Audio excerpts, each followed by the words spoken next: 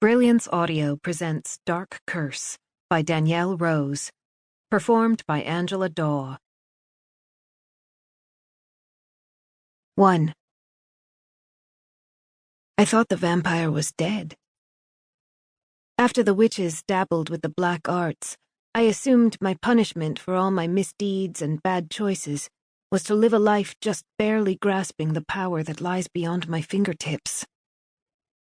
It turns out I was wrong.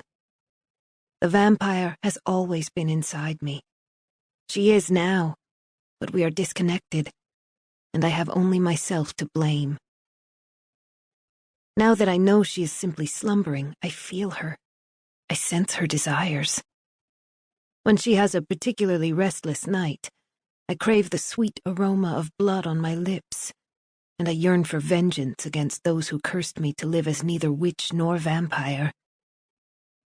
Before, when I only had to worry about Mama's spell, I was still a witch. But now I am not even sure if I am human.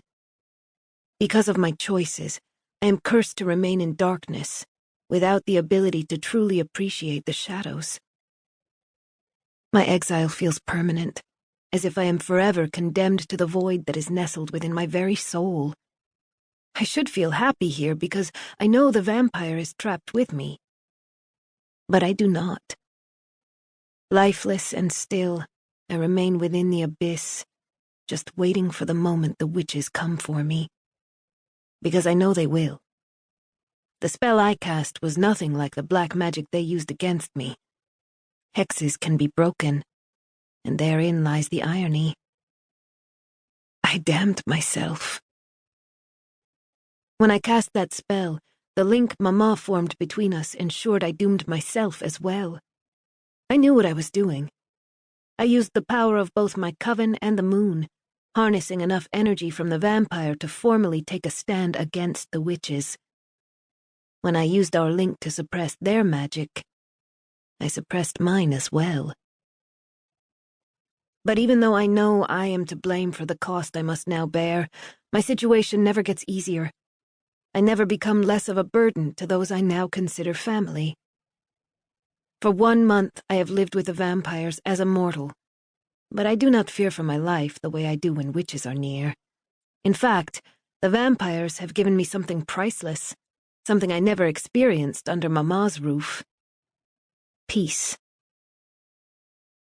It has been 30 days and 30 nights since I hexed my former coven, and not a day passes when I do not think about the ramifications of all that has happened since Jasek sired me. He feels responsible. He refuses to listen when I argue that this is not his fault. Over the weeks, I've grown tired of trying to convince him, so now we live in an uncomfortable silence. I roll over in bed, repositioning my pillow as quietly as I can, desperately trying not to wake the slumbering vampire beside me. If I were still a hybrid, I could have leaped from this bed and run down the stairs without ever making a sound. Unfortunately, the spell that I cast that severed my connection to my magical side also suppressed my fantastical abilities. So I ask myself, what is left when I am no longer a witch or a vampire?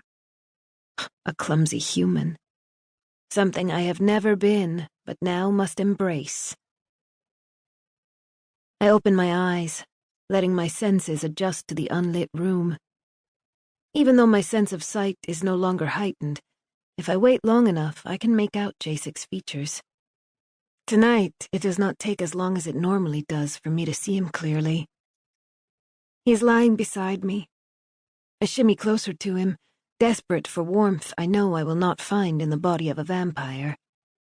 Deep down, I know the chill nestled in my bones is because I am sleeping beside the undead, but in my heart I cannot force him away. I feel safe when Jasek is near. I poke my head up, peering into my dark bedroom. I do not know the hour, but I know it is daytime. Thick burgundy curtains block out the sunlight except for one solid line at the corner of the window. The sun splashes into the room, illuminating what should be a pitch-black space.